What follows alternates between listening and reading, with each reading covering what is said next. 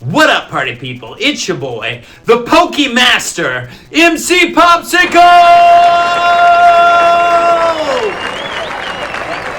Thank you. And today, I'm super excited. I'm freaking out. We are talking to Matthew Sussman, the original Meowth from the Pokemon TV show. I'm super excited to talk to him. But first, shout out to our sponsor, Nevin Eyewear. They make all my cool sunglasses that you see me wear like every day. And right now, if you buy one pair, you get two for free. So check them out on Instagram.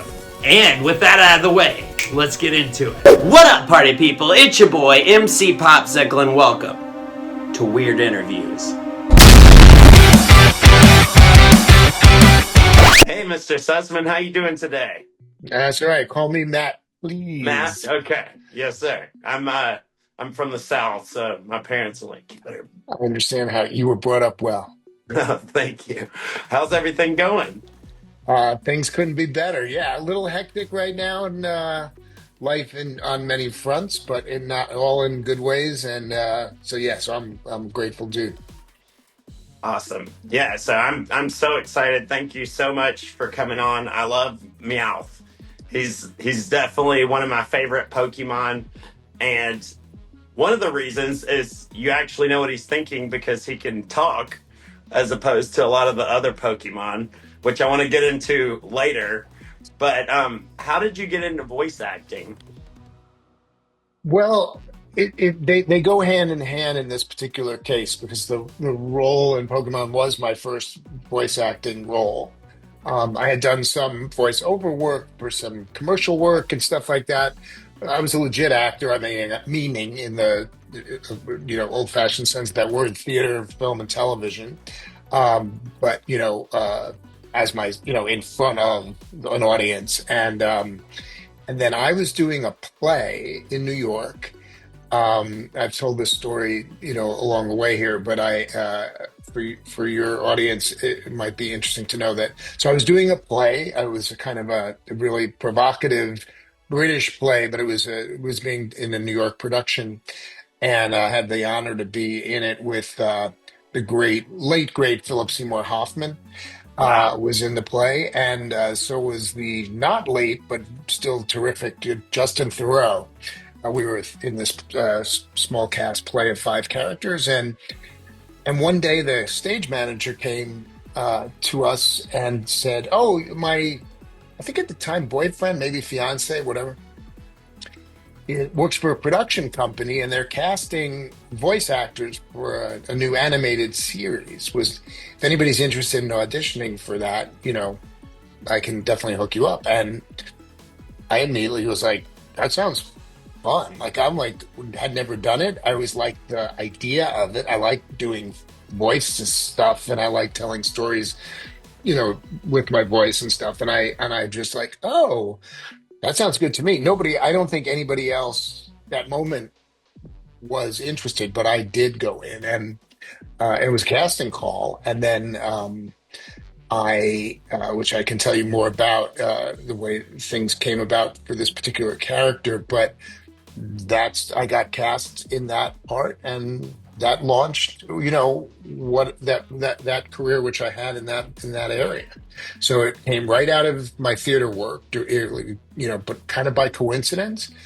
And then I landed a plum role. I mean, I landed my first job out. I got Not only did I land a great part, but I landed, the animated series of Generation. So, who knew? It's like people are like, you get cast in a classic. The actor doesn't know it's going to be a classic, but or still be of interest 30 years later. Um, but that's just, that's the luck of the draw. That's the lottery part of that business. Wow, what a lottery that is. That's completely wild. So Yeah. I've talked to Jay Giodi, I believe that's how you pronounce his name.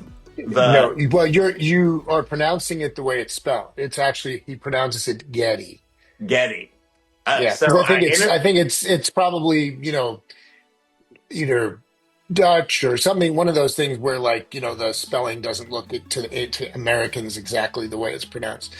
I mean, he's American, but I think that's probably like that part of the world is probably where that name comes from, I'm guessing. I have to ask him actually. Right. So when I spoke to him, he just sounds like Mewtwo, like a lot to me when we talked. And I hear Meowth a little bit in your voice, but not just completely straight all the way through. Did How did you land on that voice for Meowth? Oh, yeah. Well, I mean, I think that, sometimes when I feel energized, my voice goes up a little bit and because it tends to sometimes it really depends. It's funny because you're from the South, so but when I speak to people with New York accents, which I'm a New Yorker, that's sometimes what brings up the New York sound in my voice, which is definitely part of the Meowth character. So basically, what it was that I I'm auditioning for all these different male roles in the audition uh, day, and you name it, all of them.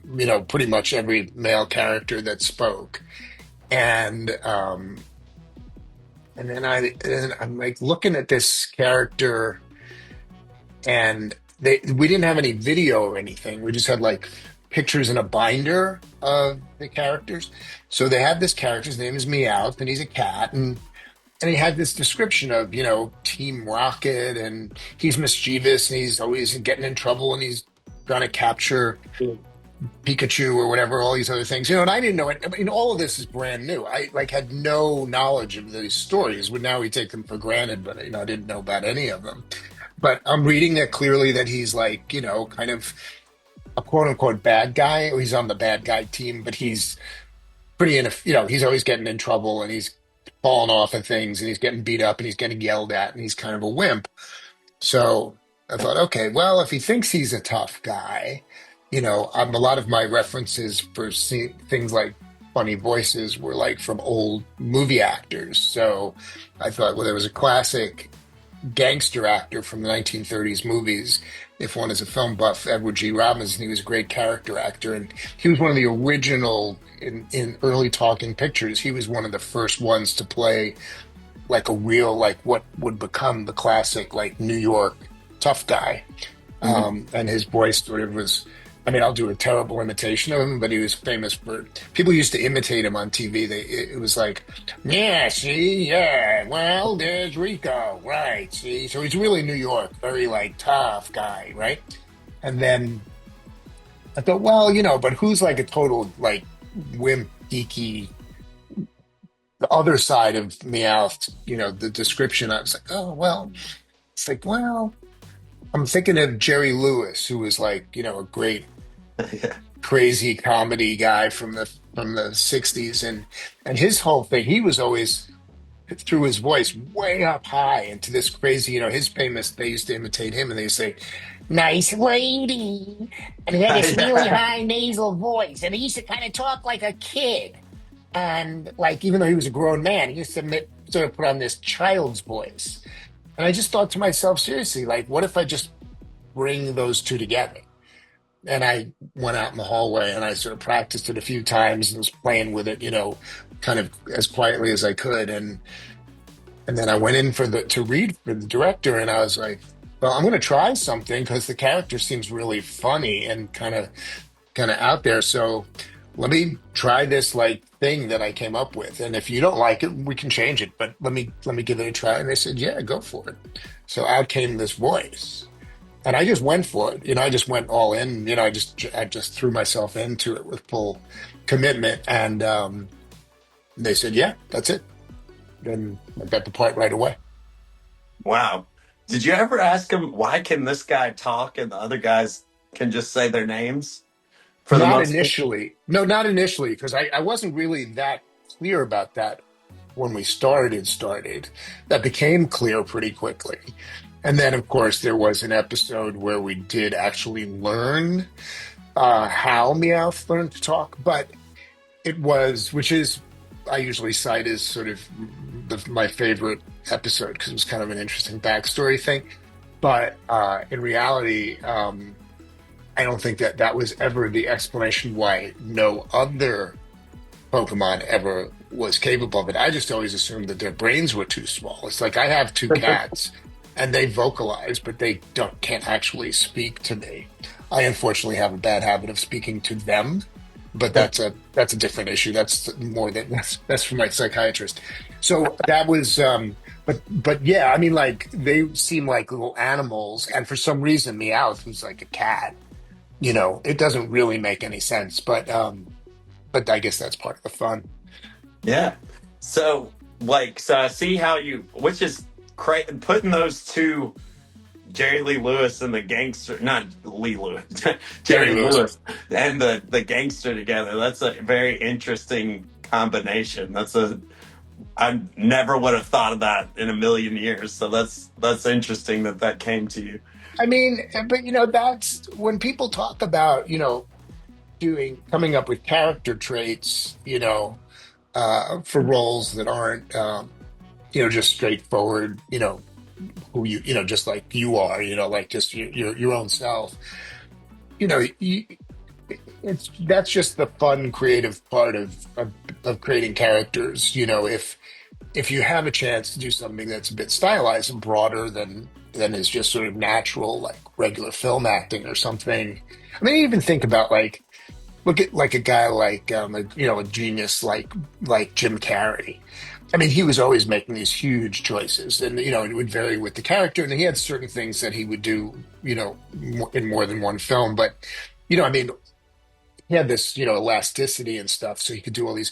But he would like come up with these like sometimes he would have lower voices. He was just like I think people sometimes ask me advice when I meet them at shows, about being an actor or whatever, and I don't have a whole lot to offer, but I, in the spirit of wanting to be helpful, I say, the biggest thing is, you know, make go for it, like go for something really distinct and give uh smarter actors than I am, much more successful actors than I am, have said things along this line. It's like give directors or casting people something to really react to.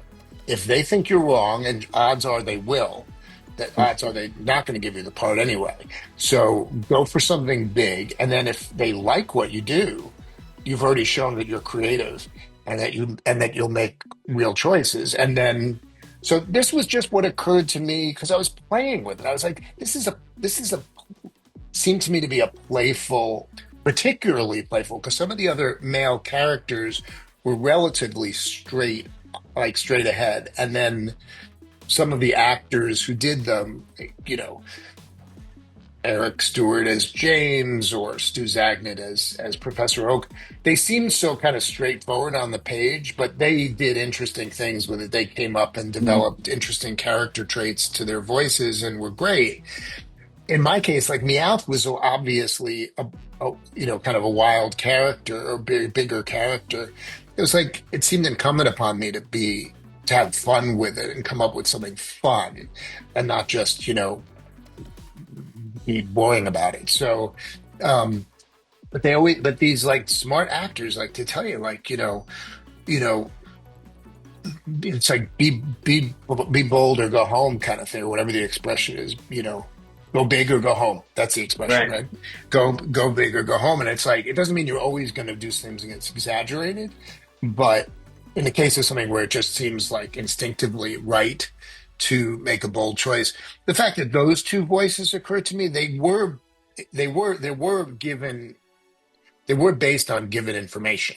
The guy, he thinks he's tough. And a New York tough guy, that's pretty easy for me not to play, but to do a voice thereof. Um, and and then the fact that he was like actually kind of a little bit of a wimp, and kind of a scaredy cat and all that, it just sort of seemed like you know also a bunch of my friends going back to high school days, we used to have a lot of fun like doing Jerry Lewis voices to each other. I was just talking to a couple of these guys last week, and we were sort of reliving the fact that we used to do this like just for our own amusement quite often, so it was in my brain somewhere. when I when I watched Meowth as a kid, I was always like, I know he's on Team Rocket and he's a bad guy, but not really. Like he's all right. Like he's not evil or anything. He's just kind of following his friends around and like eh. But he seemed like a pretty decent guy for the most part. I mean, he Well, would get into trouble. he gets into trouble. He's mischievous. That's what I always describe. I always use the word mischievous. In fact, it was funny because I was having some new custom prints designed for for comic conventions where I put things out on the table for to offer people besides just trading cards. I have prints of different sizes and stuff, and I have some designers that I work with who create some of those illustrations.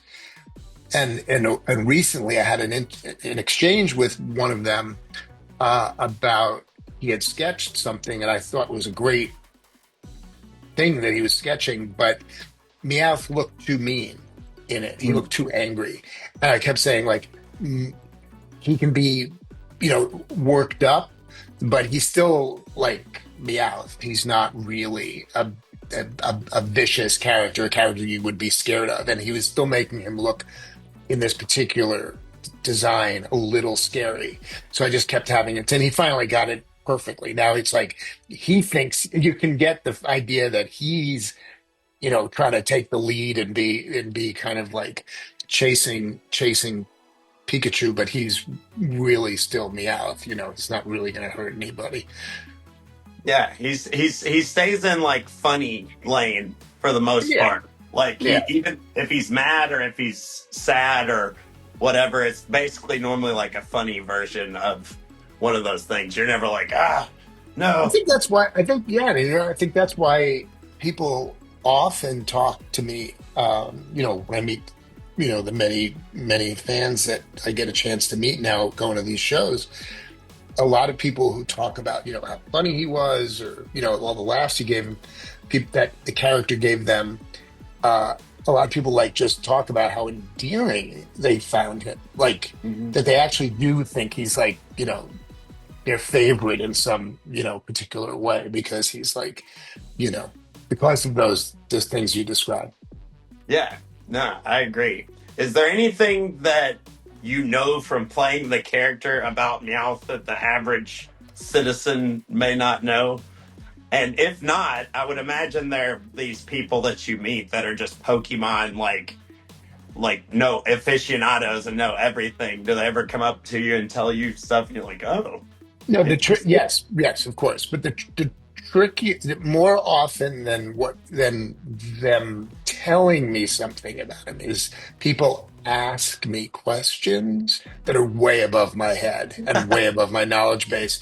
The fact of the matter is that I was you know a full-fledged adult when the show came on, so I didn't track the show. I didn't become a fan of the show as an audience member watching it. I would check it out to see if I was doing my job well or whatever. But but people do, and they know.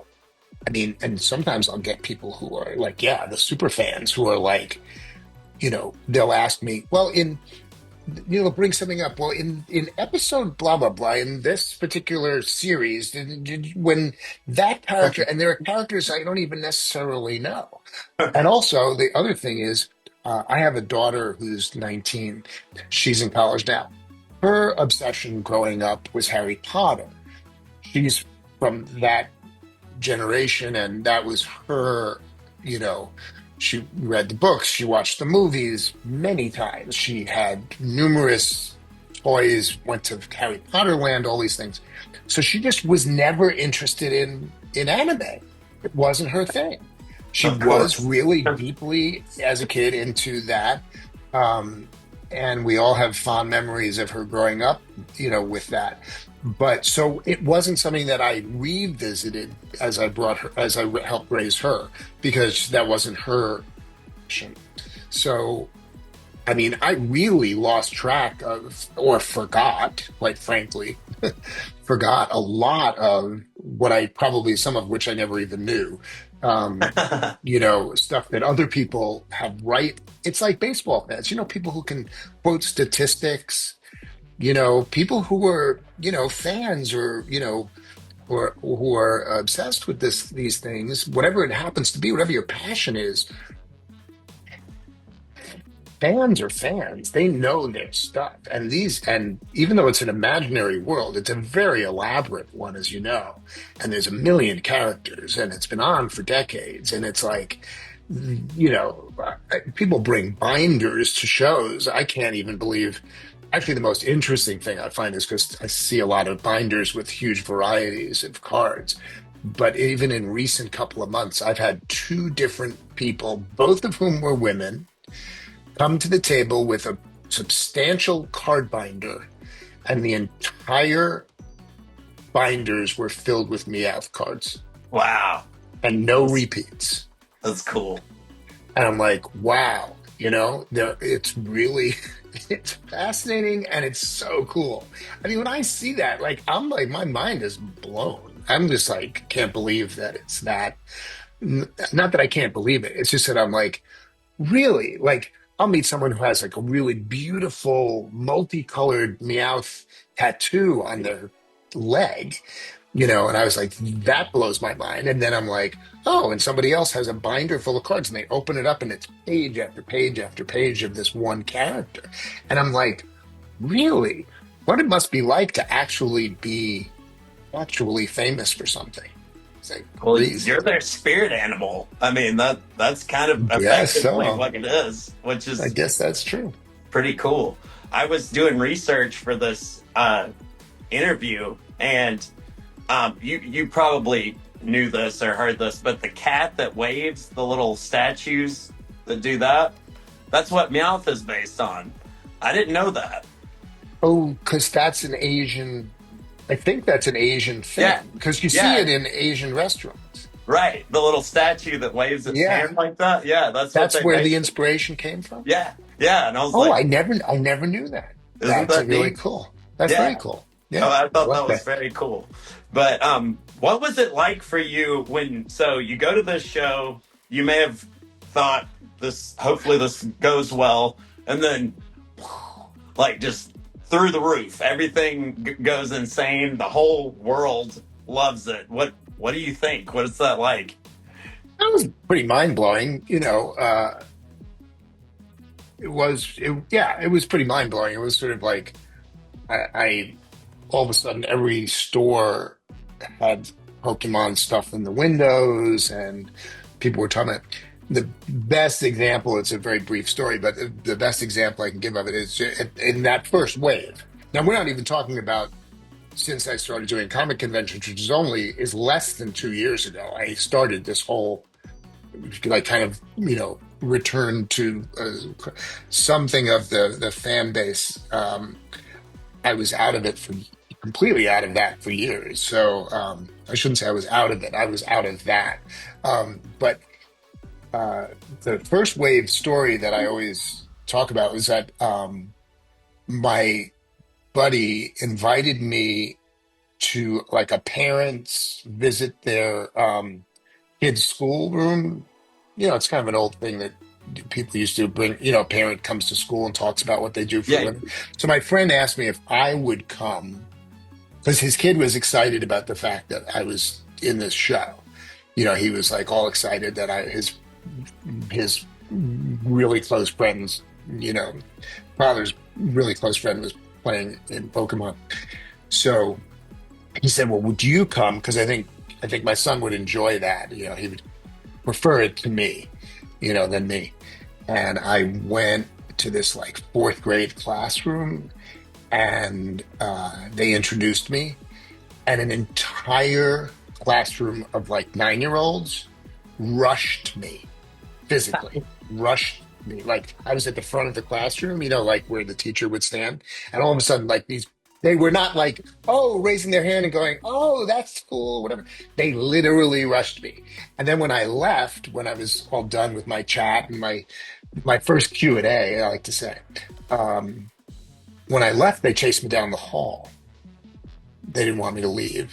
And I was like, something's going on here. Something's going on here. This is crazy. And I wasn't the star of the show. I mean, I'm just saying that, like, you know, um, but it didn't matter. It was prominent enough, and yeah, it was crazy. It was a surprise, but it wasn't. But it's the kind of thing that you thought, okay, this is really cool. This will be popular for a while. You don't know these things. The fact that it had this kind of like crazy longevity is what really surprising because people are in popular things. They're in something that hits hits makes its mark, or hits the right note with the public, and it can be popular for a time. And yeah, I mean, and some things go on for years, long running TV shows or whatever. But it's that this thing uh, would actually be a part of my life again decades later. It's really the thing that is genuinely head spinning. That's really what makes me go like, whoa. Yeah, because I've talked to people that worked on Ninja Turtles. I talked to the guy that wrote Ninja Turtles, and I've talked to a lot of the Power Rangers and stuff. And generally, there's like their time, and then they kind of fade away, and then they come back, and then they fade away and come back. But Pokemon was just like the same the whole time, which is And really somebody weird. was just telling me that they just heard something on NPR, a story about how right now it's actually bigger than it's ever been in terms of the industry of Pokemon is bigger than ever, and That's that's just like fascinating. It's fascinating. I remember I was one of the early adopters of Pokemon Go. So, and then there were people just everywhere, like, because I live in New Orleans, and there would be these mass crowds of people that were like shuffling down the street in these giant groups. And they're like, who are they? And they're like, there's a Charizard over there. And then you'd see them all run down the street. And I would tell them the wrong thing sometimes. There's a That's Vaporeon down there. And they'd all run. well, you were a strategic player.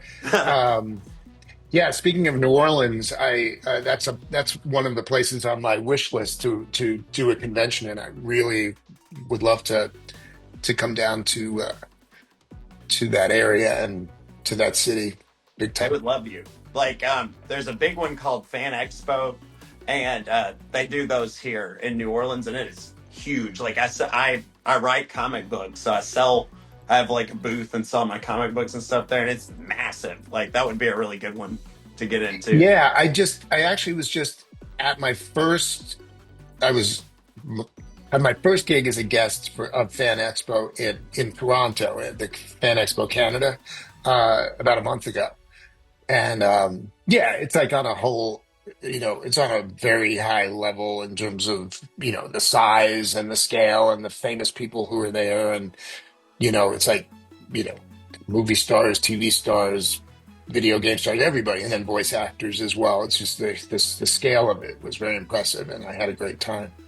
It's very nice. I enjoy it. I go every year. The also my dad sent me an email yesterday. This didn't have anything. I don't even know if he knew that I was doing this interview, but he was like, it was like a stock company or something, and they were saying investing in Pokemon cards is the best thing to do right now. You can get like a 3,000% return. I was like, this is crazy. What world is this? I don't even. This is even like out crypto's crypto somehow. It is. I just Isn't that funny? That would you ever imagine that people would be like, "Here's $1 million Pokemon card" or whatever? no. I know, but I have seen some things that blew my mind as to the price tags on them. When I've seen some of the not $1 million ones, but I was at a signing in Belgium actually last summer, and uh, one of the owners put a game in my hands. It was only about this big, sealed, and the asking price on that I think was 10,000 euro. And somebody told me, well, that thing that I was referring to this summer is worth about 15 or 18,000. Wow. So that's Yeah, pretty good. Logan Paul. You know who that is, right?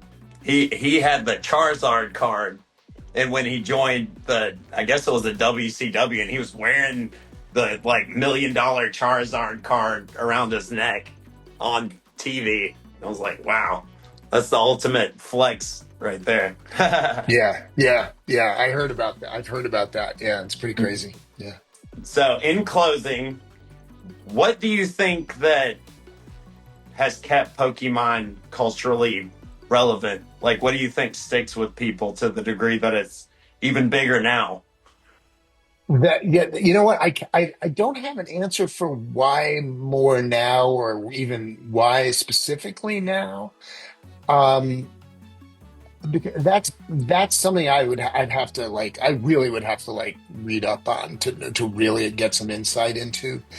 But I think one of the things about the show is that even though, people who, are not familiar with the sort of style of Japanese anime and, and Asian anime, um, they see it as very kinetic and, action packed, and it's, and maybe they think in some, without really watching it, that, it might be kind of violent or whatever. And the truth of the matter is that Pokemon is at heart a very, big-hearted, good-hearted, message show, and it has a sweetness to it, and it's about loyalty and love and honor and good things, and it it doesn't really even have a lot of the archetypes of really bad guys and really, like it's not good versus evil, which is Mhm.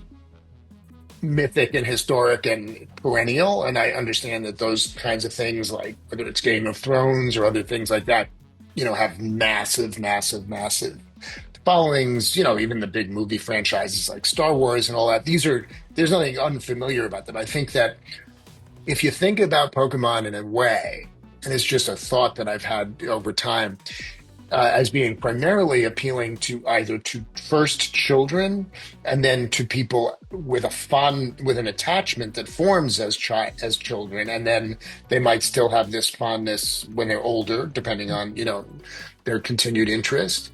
But I think what they're connecting with is something that is totally fun and funny and full of action. It's not like it's, squishy and boring or whatever, anything like that. It's totally like, action packed and full of twists and turns and adventure and everything else.